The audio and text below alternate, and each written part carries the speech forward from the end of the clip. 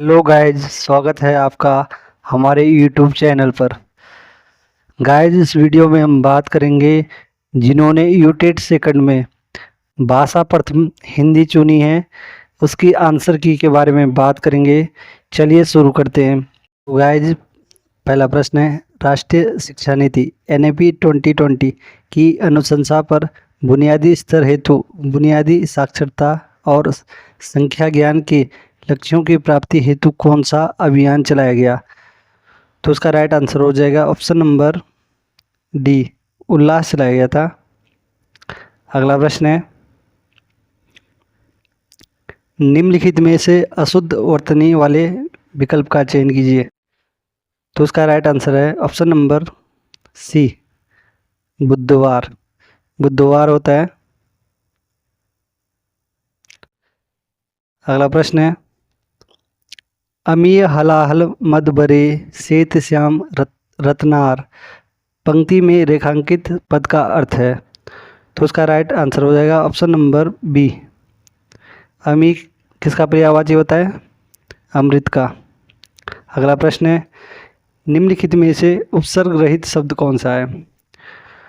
तो उसका right answer हो जाएगा ऑप्शन नंबर डी, तद्भव। अगला प्रश्न है फ्रेंड, कवि पुंग में कौन सा समास है? तो उसका राइट आंसर हो जाएगा ऑप्शन नंबर डी, तत्पुरुष। कवियों में श्रेष्ठ, अधिकरण तत्पुरुष इसका राइट आंसर हो जाएगा। बिनु पद चले सुने बिनु काना, कर बिनु कर्म करे विधि नाना, उपयुक्त पंक्तियों में कौन सा अलंकार है? तो फ्रेंड, इसका राइट आंसर हो जाएगा ऑप्शन नंबर ए, इसका करेक्ट आंसर हो जाएगा। जहाँ पर बिना कारण के कार्य हो वहाँ पर कौन सा अलंकार होता है? विवमना। ऑप्शन नंबर बी, विशेषोक्ति कहाँ पर होता है? जहाँ पर कारण होते हुए भी कार्य न हो वहाँ पर होता है विशेषोक्ति। जैसे पानी बीच मीन प्यासी। अन्योक्ति क्या होता है? जहाँ पर किसी कथन के माध्यम से किसी दूसरे के बारे में कहा जाए। जैसे अब अली रही गुलाब में अटकत कली। अतिशयोक्ति क्या होता है? किसी बात को बढ़ा चढ़ाकर कहना।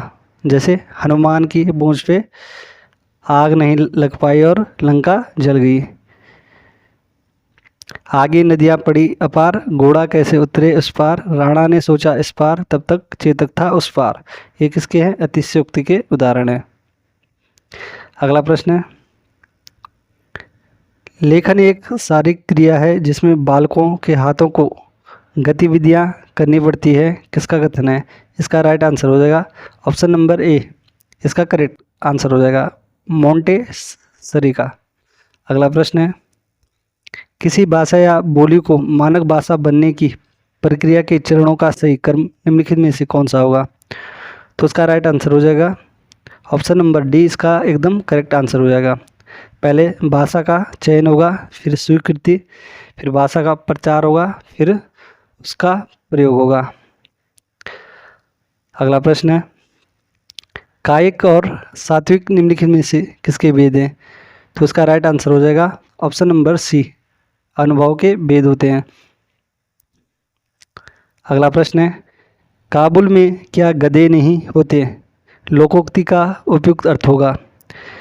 तो उसका राइट आंसर हो जाएगा ऑप्शन नंबर ए, कामचोर सब जगह होते हैं। अगला प्रश्न है, जिन व्यंजनों के उच्चारण में जीभ की नोक ऊपरी दांतों का स्पर्श करती है उन्हें कहते हैं। तो इसका राइट आंसर हो जाएगा ऑप्शन नंबर डी, इसका करेक्ट आंसर हो जाएगा दंत्य व्यंजन। अगला प्रश्न है, निम्नलिखित में से किस विकल्प में जातिवाचक संज्ञा का प्रयोग व्यक्तिवाचक संज्ञा के रूप में हुआ है?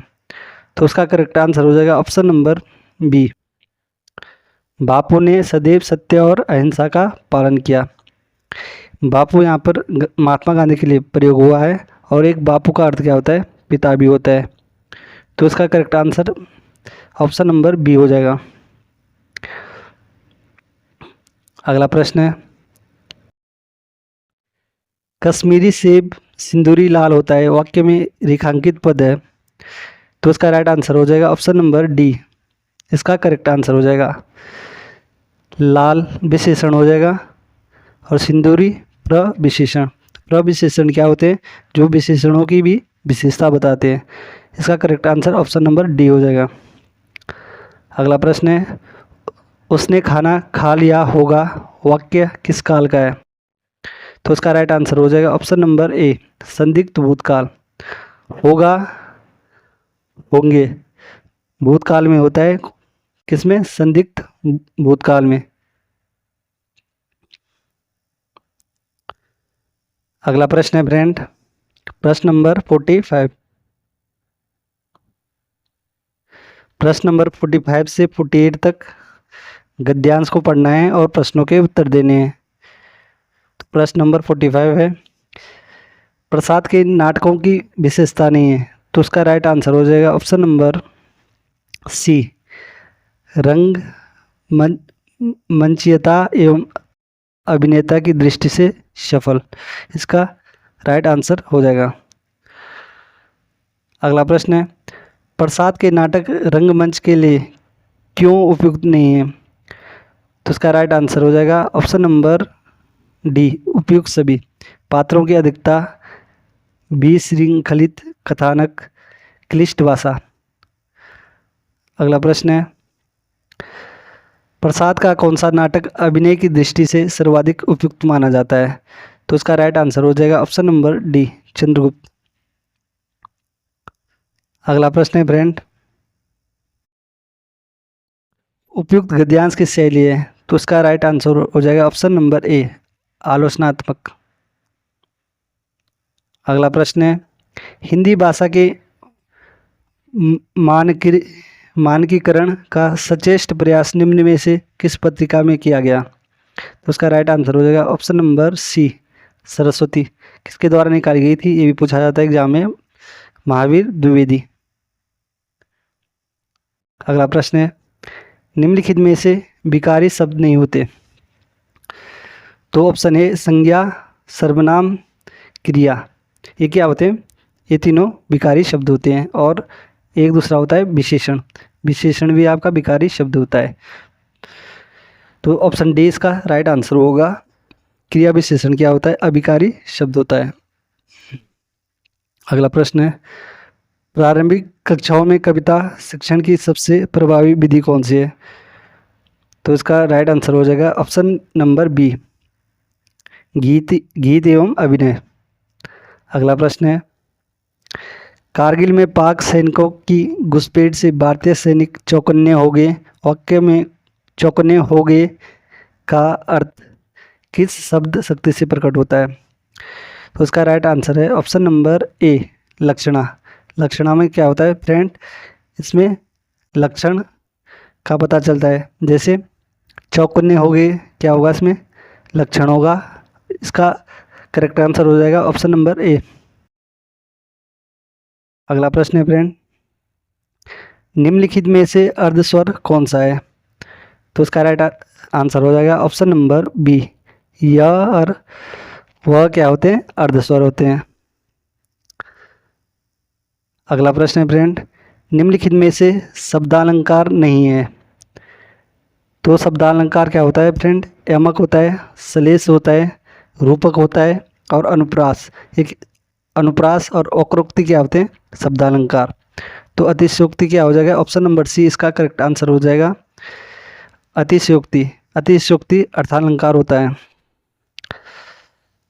अगला प्रश्न है फ्रेंड, निम्नलिखित पद्यांश को ध्यानपूर्वक पढ़कर पूछे गए प्रश्न संख्या 55 से 58 तक के सर्वाधिक उचित उत्तर वाले विकल्प का चयन कीजिए।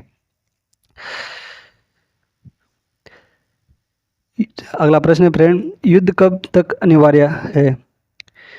तो इसका राइट आंसर हो जाएगा ऑप्शन नंबर बी, पद्यांश के हिसाब से क्या हो जाएगा? जब तक संसार में स्वार्थ है। अगला प्रश्न है फ्रेंड, परितप्त का अर्थ है। तो उसका राइट आंसर हो जाएगा ऑप्शन नंबर डी, इसका करेक्ट आंसर हो जाएगा। अगला प्रश्न है, ब्याज का अर्थ यहाँ पर क्या है? तो तो इसका राइट आंसर हो जाएगा ऑप्शन नंबर बी, इसका करेक्ट आंसर हो जाएगा। अगला प्रश्न फ्रेंड, उपर्युक्त काव्य पंक्तियाँ दिनकर रचित कुरुक्षेत्र से ली गई हैं। कुरुक्षेत्र काव्य का मूल विषय क्या है? तो इसका राइट आंसर हो जाएगा ऑप्शन नंबर ए, इसका करेक्ट आंसर हो जाएगा युद्ध और शांति संबंधी समस्या पर विचार करना। अगला प्रश्न है फ्रेंड, बुनियादी अवस्था में आरंभिक भाषा और साक्षरता के घटकों में सम्मिलित नहीं है। तो इसका राइट आंसर है ऑप्शन नंबर सी, ICT का प्रयोग। अगला प्रश्न है फ्रेंड, निम्नलिखित में से तद्भव शब्द का चयन कीजिए। तो इसका राइट आंसर हो जाएगा ऑप्शन नंबर बी, कोना नहीं होगा। कोना क्या हो जाएगा फ्रेंड? तद्भव हो जाएगा। प्रतिकूल तत्सम है, भाषण भी तत्सम, आकर्षण भी क्या हो जाएगा? तत्सम हो जाएगा। तो फ्रेंड ये थे हिंदी भाषा के 30 प्रश्न। यदि फ्रेंड्स आपको मेरे द्वारा बताई गई आंसर की सटीक लगी हो तो चैनल को प्लीज़ लाइक, सब्सक्राइब और शेयर करना ना भूलें। Thank you friend.